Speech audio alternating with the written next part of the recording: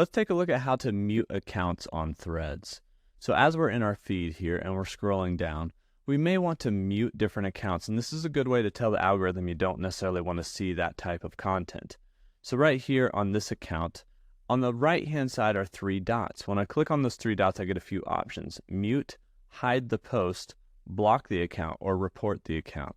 Right here, I can just click on mute this account if I don't want to see posts from that account. Now, the other thing you can do is click on a user profile, and then in the upper right-hand corner, we have those three dots again.